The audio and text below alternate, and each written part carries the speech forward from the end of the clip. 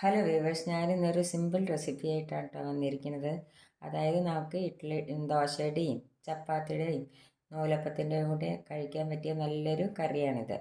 അപ്പോൾ അതെങ്ങനെയാണ് നമുക്ക് ഉണ്ടാക്കുന്നത് നോക്കാം. അതിനു മുമ്പ് നിങ്ങൾക്ക് എൻ്റെ വീഡിയോ ഇഷ്ടപ്പെടുകയാണെങ്കിൽ ഒന്ന് ലൈക്ക് ചെയ്യാനും ഷെയർ ചെയ്യാനും സബ്സ്ക്രൈബ് ചെയ്യാത്തവർ സബ്സ്ക്രൈബ് ചെയ്യാനും ലൈക്ക് ചെയ്യാനും കമൻറ്റ് ചെയ്യാനും മറക്കരുത്. അപ്പോൾ ഇനി നമുക്കതെങ്ങനെയാണ് ഉണ്ടാക്കുന്നത് നോക്കാം.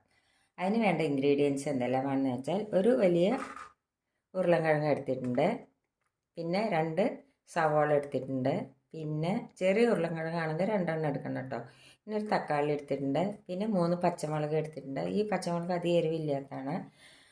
പിന്നെ ഒരു ചെറിയ കഷ്ണം ഇഞ്ചി എടുത്തിട്ടുണ്ട്, വെളുത്തുള്ളി ഒരു 4 അല്ലി എടുത്തിട്ടുണ്ട്, പിന്നെ മഞ്ഞൾപ്പൊടി ഒരു 1/4 സ്പൂണ്, മുളക് പൊടി ഒരു 1/2 സ്പൂൺ എടുത്തിട്ടുണ്ട്. കാരണം ഈ പച്ചമുളക് അധികം എരിവിൽ ഇല്ലാത്ത കാരണമാണ് ഞാൻ മുളക് പൊടി എടുത്തിരുന്നത്. ഇല്ലെങ്കിൽ നിങ്ങൾക്ക് മുളക് പൊടിയുടെ ആവശ്യമില്ല. പിന്നെ ഉപ്പ് ആവശ്യത്തിന്, പിന്നെ കുറച്ച് സാമ്പാർ പൊടി എടുത്തിട്ടുണ്ട്. അതൊരു 1 സ്പൂൺ എടുത്തിട്ടുണ്ട്, ഒരു 1.5 സ്പൂൺ എടുത്തിട്ടുണ്ടാകും. പിന്നെ കുറച്ച് എണ്ണയും വേണം. ഇത്ര സാധനമാണ് അത് ഉണ്ടാക്കാനായിട്ട് വേണ്ടത്. നല്ല ടേസ്റ്റുള്ള കറിയാണ് ഇട്ടത്. നിങ്ങൾ ഉണ്ടാക്കി നോക്കിയിട്ട് എന്തായാലും അഭിപ്രായം പറയണം. അപ്പം ഇനി നമുക്കത് എങ്ങനെയാണ് ഉണ്ടാക്കുന്നത് നോക്കാം. ആദ്യം ഞാൻ ഈ സവോളയും ഉരുളക്കിഴങ്ങയും എല്ലാം ഒന്ന് നുറുക്കിയെടുക്കട്ടെ. ഇപ്പം ഞാൻ സവോളയും വെളുത്തുള്ളി ഇഞ്ചി പച്ചമുളക് നുറുക്കിയെടുത്ത് കഴിഞ്ഞു.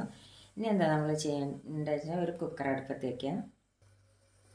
അതിലേക്ക് നമുക്ക് കുറച്ച് സൺഫ്ലവർ ഓയിൽ, വെളിച്ചെണ്ണ, ഏത് എണ്ണയായാലും വേണ്ടിൽ ഒരു 2 സ്പൂൺ എണ്ണ ഒഴിച്ച് കൊടുക്കാം. ഇനി അതിലേക്ക് നമുക്ക് ഇതെല്ലാം ഒന്ന് ഇട്ട് കൊടുക്കാം.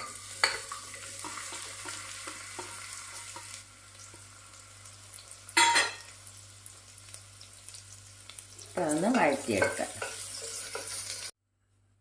അപ്പോൾ സവാള നല്ലപോലെ വഴന്നു കഴിഞ്ഞ് ഇനി ഇതിലേക്ക് നമുക്ക് ഈ തക്കാളി ഇട്ട് കൊടുക്കാം. വലിയ തക്കാളിയാണെങ്കിൽ ഒരെണ്ണം, ചെറുതാണെങ്കിൽ 2 വേണം. ഇനി അതിലേക്ക് നമുക്ക് ഈ ഉപ്പ്, മഞ്ഞൾപ്പൊടി, സാമ്പാർ പൊടി, മുളക് പൊടി ഇതും കൂടി ഇട്ട് കൊടുക്കാം. ഇനി ഇതൊന്ന് നമുക്കൊന്ന് വഴറ്റിയെടുക്കാം. അപ്പോൾ തക്കാളി നല്ലപോലെ വഴന്നു കഴിഞ്ഞ് അതിലേക്ക് നമുക്ക് ഈ ഒരു ഉരുളക്കിഴങ്ങ് മുറിച്ചത് ഇട്ട് കൊടുക്കാം. ഇനി അതൊന്നൊന്ന് വഴറ്റട്ടെ. ഇനി ഇതിലേക്ക് നമുക്ക് ഒരു ഗ്ലാസ് വെള്ളം ഒഴിച്ച് കൊടുക്കാം. ഇനി ഒരു 2 വിസിൽ വരട്ടെ.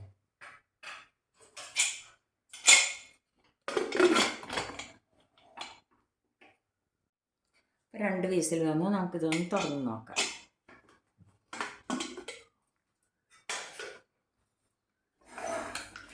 ഉരുളക്കിഴങ്ങൊക്കെ നല്ലപോലെ വെന്തിട്ടുണ്ട്.